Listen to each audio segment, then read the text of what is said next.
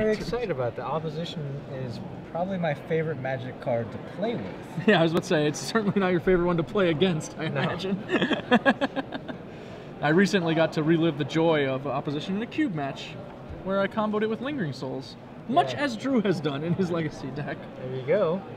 So Andrew Schneider, opposition-less. Well, the card at the very least. He does have opposition in this match. Drreick Roper with Sneak and Show. Gonna try to do something powerful and unfair, which we surprisingly have not seen much of today under the camera. There's been a lot of Shardless Bug in this room. That's the big thing I know. Shardless Bug, Merfolk, and Elves are the three of the more popular decks that I've seen in the field. I know you guys have seen multiple copies of, I think, all of them on camera at this point. Elves rising in popularity after the win by Reed Duke last weekend in Philadelphia. So here we go. Drreick Roper's game plan is to assemble his combo, Show and Tell and or Sneak Attack, and one of his giant legendary creatures, Emrakul the Aeon's Torn, or Gristlebrand. So he's going to ponder. Looks like he wants to throw those back, I think. Oh, he's... It looked like he was just throwing those back for a shuffle, and now he appears to be reconsidering. But he's shuffling, okay. Note that Drreick's on the play. It's a pretty sizable advantage for him, given that he's playing against the tempo list. It makes Andrew's Stifles, Dazes, much less effective than usual, as Andrew won't have the opportunity to put a creature into play before he has to start leaning on that counter magic. So Andrew's probably going to lead with a creature if he has one. Otherwise, he'll just continue to assume a pseudo-defensive posture. And there you go, Misty Rainforest go. And he does have a Stifle in his hand. Looks like his hand is Force of Will, Stifle, Young Pyromancer, 3 lands, and another card that I think looks like kind of like a Dismember. Not 100% on it. Not a great hand for this matchup, obviously. He basically just has a Force of Will or a Stifle. He doesn't have both, because he doesn't have a second blue card. And Drreick Roper casts a Preordain. Looks like he put both on bottom there. Just continuing to dig, develop his hand. He has an Emrakul and a Sneak Attack already in there. So once he gets to 5 mana, he's actually already threatening lethal. But he has a number of ways to get that down faster. As you mentioned, Show and Tell obviously does the trick. Lotus Petal can also let him skip a turn. And he has access to the Soul Lands, City of Traders and Ancient Tomb. I've never heard them referred to that way. The Soul Lands? Yeah. This is S-O-U-L, right? No, S-O-L. Soul Ring. Soul Lands. Soul Ring lands. Oh, okay. Still never heard that before. Meanwhile, Andrew Schneider plays a creature, Dark Confidant. That's a good one. I think that's what I thought might be a Dismember. It is, in fact, a black card, but it's not that one. Dark Confidant's much better. Can help Andrew get more blue cards for his Force of Will, find more counter magic, kind of scare Drreick into, perhaps going a little slower. Like I said, Andrew's a little vulnerable right now, so that's a good thing. Drreick's still digging here on turn 3. He casts a Ponder, and he's going to shuffle again. Nice. So looking up, that's brutal. Says. He's gone with Ponder on turn 1, shuffle, Preordain on turn 2, put both on the bottom, Ponder on turn 3, shuffle again. The top of his library hasn't yielded much for Drreick Roper. I believe he just drew a Gristlebrand off that shuffled Ponder. That's not especially helpful. If he was lacking a way to, get an Emrakul into play, odds are he doesn't have a way to get a Gristlebrand into play. Dark Confidant reveals Dark Confidant. Andrew Schneider loses 2 life. Wasteland is a strong one for Andrew. He can take Drreick off of his red source, leaving him just on blue, makes Sneak Attack a lot less threatening, makes his Dazes and Stifles also more threatening. It attacks for 2 as well.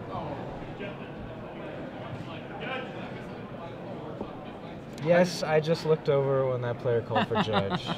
I was actually about to tease you on it. Andrew elects to go with a Dark Confidant over a Young Pyromancer here, and I like that call. The cards that are in his deck are much more threatening than 1/1 elemental tokens. If he draws an extra Force, an extra Daze, those cards can really open up the game. Even a Lightning Bolt is quite good, as it'll shorten up the clock, put Drreick on a much sterner one. And as you said, cutting Drreick off of the red mana, so he's forced to play a Lotus Petal. Is he going to go with a Sneak Attack here with no second red mana source? Yep. This is not actually that uncommon a play for Sneak and Show when your back's getting up against the wall. You want to just get a sneak attack into play. Very few decks in Legacy actually have answers to a sneak attack that's in play, so as soon as you find a red source or get to untap a red source that you already had to use, you can really just get going. But Andrew uses the Force of Will on the sneak attack and then flips over 2 lands for his Dark Confidants. Wasteland takes care of that Ancient Tomb. The Tomb having dropped Drreick down to 15, he's now going to 11 from a Dark Confidant attack, and A heating third up. Dark Confidant. Greatness at any cost. Well, he can't actually lose, right? Even if he flips 3 Force of Wills Yeah. in a row. And he's already burned 1 Force, so he only has 2 left in his deck, so he can't even do that. Drreick will need to make Andrew go through 2 upkeeps in order to have a chance Here of we killing go. him. Grim Lavamancer. Lightning Bolt. Lightning Bolt's a good one, like It we said is. already. And another Dark Confidant. The 4th Bobby. So these Dark Confidants, I think each one has revealed the next one in the line, maybe? Or we missed one of them. But Yeah, there's something very familial going on here. the Lightning Bolt, though, really here. Attack for 6, 3 off the Bolt. Not quite enough to finish it this turn. No, but it means Drreick can't use that Ancient Tomb he just played. It's basically the fact that he revealed Lightning Bolt is a Wasteland. Yes. So Andrew Schneider in the driver's seat here with his Grixis Delver deck versus Sneak and Show. He wants to go ahead and deploy this Grim Lavamancer. That's a smart play. Even if... Well, actually, I guess it doesn't really matter that much. No, if he was at 16, he would be able to survive an Emrakul attack and still bolt his opponent to death. But because he was at 12, that's not really that relevant. Yeah, that was a rough game for Drreick. Yeah, it did very little other than reveal what he was playing to Andrew. That was about all he accomplished. He really bricked off on red sources there, didn't have a show and tell, couldn't get a sneak attack into play especially quickly. He played around days by waiting until he did, but then he just wound up getting caught by the Force of Will that had been there all along. Yeah, we saw him digging with 2 Ponders and a Preordain. He found his combo pieces, but didn't really find the support cards. Yeah, it was basically just too slow a combo Yeah. from Sneak and Show to get underneath Grixis Delver, and Andrew just used those bobs, milked them for all the cards he needed, just deployed an army very quickly. Why don't we move to the sideboard? I'll go over Sneak and Shows because it's some pretty basic shenanigans going on in here. Shenanigans. Yeah, he has access to Leyline of Sanctity, which is generally a pretty good card against hand disruption. However, the Grixis Delver deck doesn't really run as much of it as Manny decks do. Most decks have like a lot. The Grixis Delver deck only has the Cabal Therapies Rick you'll get to. He also has access to Blood Moons. Those are very good against some of these tempo decks, but not good against Grixis Delver, as we saw in the finals of the Cincinnati Open. You can resolve a Blood Moon and very easily die to a flurry of Pyromancers, Gitaxian Probes, and Lightning Bolts. It's not hard at all. And beyond that, he has access to Pyroclasm. That's pretty reasonable, actually. It clears out literally every creature in Andrew Schneider's deck. That's true. For 2 mana. So I imagine he'll be bringing those in. Some other cards he has, but probably won't be using. 2 Through the Breach, 2 Echoing Truth, a Jace the Mind Sculptor, and 2 Flusterstorm. The Flusterstorms are kind of interesting. If they were a little closer to Spell Pierce, I would like them in this matchup because you can use them to kind of break up some of Andrew's interactions. But as is, it's pretty difficult to slide a Flusterstorm into Grixis Delver. I like them a little more against Rug Delver, where their disruption spells are, non-existent. They're just playing basically some cantrips. Okay, so that's what Drreick Roper's going to be trying to do in game number 2. Andrew Schneider, well, he can bring in some more counter spells against the combo deck. He has the 4th Force of Will and 2 Pyroblasts, for sure. 2 Flusterstorms, maybe, maybe not. I mean, he's not going to bring this in, but I just love that he's got this here. Oh, yeah. One Izzet Staticaster. One Is Izzet that for the Staticaster. mirror match? I can only imagine, although it's a really awkward card for the mirror match, considering Because you kill your you own would kill your own elementals. elementals. But if yeah. you've fallen horribly behind... Right. I guess the theory is, how could you have elementals if your opponent had so many? You'd have probably had to use them or they'd be dead. I know some people have been boarding Electrickery, which I think is just deranged. I'm a big fan of Fork Bolt, personally. It's obviously not what you want when you're, facing 5 elemental tokens, but it's real handy at getting rid of anything early, like a Delver that flips can be tricky, and Electrickery won't always be able to handle that, obviously. And Stoneforge Mystic dies to a Fork Bolt, which is very relevant. So I like Forked Bolt as that flexible slot. Andrew going with Is It Staticaster? It's a bold choice. I'm going to be real curious as to how it works out for him over the course of the day. Mm-hmm. And Andrew also has access to 4 Cabal therapies. He could certainly use that to break up the combo pieces in Drreick Roper's deck. And as we've seen with other Grixis Delver decks, Cabal Therapy plays very nicely with Young Pyromancer. Oh, yes, it does. One of the most interesting things I think about Cabal Therapy against specifically Sneak and Show is Sneak and Show is so linear for the tempo deck to be facing that you can usually just identify what could kill you. For example, Andrew Schneider, in the previous game, did he really have to worry that much about a show and tell? Only if it put in a sneak attack, like the hasted creature was going to be the most dangerous to him.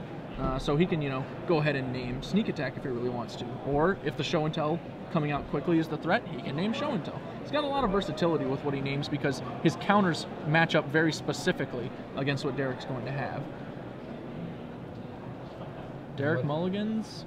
In Andrew's hand, I only saw a Daze. I'm sure there are other cards, but that's all I caught. He appears to have kept. I think I might have spotted a Bob in there as well. Perhaps he's hoping for a repeat of game 1. Just slip a Bob into play very early, not die on turn 3, and then go to town from there. Not die on turn 3, or sooner. Yeah, that's very true. Well, Sneak and Show is capable of functionally killing you. Yeah, not necessarily dead. AJ and I talked about this earlier, how Emrakul doesn't quite kill you, but he just eats embarrasses all of your you. permanents. Annihilates you. Okay, so Drreick Roper off the mulligans, going to draw his 6-card hand. One of the things I like about Sneak and Show in Legacy is it's a deck that mulligans very well. You need, generally very few cards to actually kill your opponent. Just 3 mana, show and tell, and a giant creature is actually capable of killing someone. So, you can mulligan to as few as 4 cards and still actually just kill someone outright. If they're the right cards. Right. And as we saw in game 1, if they're not the right cards, you might just end up looking at the top few cards of your library over and over again to no avail. Yeah, but we all like to do that. Well, then you should cast Sensei's Divining Top. Drreick leads a fetch land and declines to crack it. He's in the classic Catch-22 against a tempo deck. I really need a dual land, but I don't want to fetch it now because it might get wastelanded. But then he might stifle me if I wait. Andrew leaving open a mana, clearly threatening a stifle. Yeah, Stifle's an interesting card for this matchup. You can certainly catch a fetch land. Sometimes you just catch a sneak attack because the deck runs so light on mana. Sometimes it's forced to use a Lotus Petal, to generate that red mana, and then they sneak attack and they don't have any more red mana. It's very true. Andrew draws a Brainstorm. No 3rd land for Drreick Roper. It's interesting because he has one. He has a 2nd Ancient Tomb in his hand. But two Ancient Tombs doesn't really gain him much. No, it doesn't, but it could matter for playing against Spell Pierce and Flusterstorm. Those are the 2 instances. The only reason he would really want to hold an Ancient Tomb here is if he's planning to throw it back with a Brainstorm, effectively turning it into a fresh card. As I am no expert Sneak and Show pilot myself, I can't really comment on the efficacy of that play, but I know it's certainly important to hold cards for Brainstorm. A lot of people in Legacy make the mistake of playing out too many things when they really should be holding them. Well, now he plays it out, but still no action. Brainstorm in the end step for Andrew Schneider. That's going to probably flip his Delver. I'm going out on a limb here, but it seems likely. Note the favorable interaction with the fetch land he's got going on as well. He can, in fact, flip the Delver with an instant or sorcery. He doesn't even want shuffling it away before he would ever have to draw it. Using Scalding Tarn to effectively scry 1 with a Delver of Secrets is a mainstay of Legacy Delver decks. Yeah, I think he wants all these cards, though. We see the Jataxian Probe. I want him to cast the Jataxian Probe so we can see what's going on with Drreick Roper's hand. The fact that he revealed it probably means he's going to. It's obviously a free roll reveal as it tells Drreick nothing about Andrew's hand, given that it replaces itself immediately. Pays 2 life. We see 2 sneak attacks, a show and tell, a spell pierce, a Gristlebrand, and a Daze. Alright, so Drreick could have show and telled in Gristlebrand last turn. If he really wanted to. He would have had the mana to pay for a spell pierce, but He could have had some issues, especially if Andrew had the stifle for the fetch land, which we, having the luxury of seeing Andrew's hand, know is, I believe, actually there. So Drreick displaying some patience here. You call it patience, I call it not going for the win. The issue here is because you're playing against Grixis Delver, it's a deck that has, you know, very few cards that cost more than 1 mana. It only has a handful of cards that even cost 2, and it has none that cost 3. So Andrew has 3 lands in play. The odds of him ever tapping out really, really low at this point.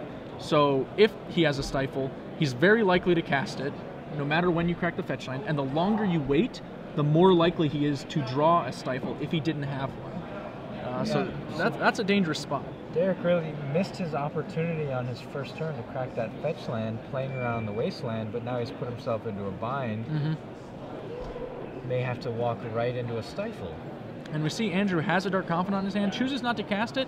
He knows that he can kill his opponent with this Delver of Secrets. And he has a hand full of Permission and Disruption. He just needs to not lose. That's his primary goal. This is such a weird legacy game, where the combo deck has his combo, but he's just afraid to go for it. What is he looking for? He's just looking for a natural blue mana source. Yeah, he's tired. He's going for it, and Andrew immediately snaps him off. He could also have found potentially a force of will to counter stifle if he was, you know, really hard up for it. He does have a force of will, but maybe the show and tell is his only other blue card. I believe he also has a Spell Pierce that we saw in the Jataxian Pro. Okay. And he does have 2 mana to actually pay for a Spell Pierce. Misdirection was also another card he could draw, as he could activate his Ancient Tomb for mana, and then crack the fetch land with the deal 2 on the stack. And that way he could Misdirection Stifle to the deal 2, which is cute. Here we go. He's going to use his force of will. He's pitching Daze. Andrew gonna fight back here. I'm assuming he's going for Pyroblast, as Spell Pierce will not really do the trick. And really, it's very important that this fetch line not resolve, as he wants to keep Drreick forced into a top decking situation. And that's it. Pyroblast seals the deal, counters the force of will, so Stifle counters the fetch land activation. Another Daze for Schneider. Another flipped Delver of Secrets and Sectile Aberration. Paying 2 life for a probe. Andrew's going to see basically all the cards he saw before. Looks like we've added a Sneak Attack and an Emrakul.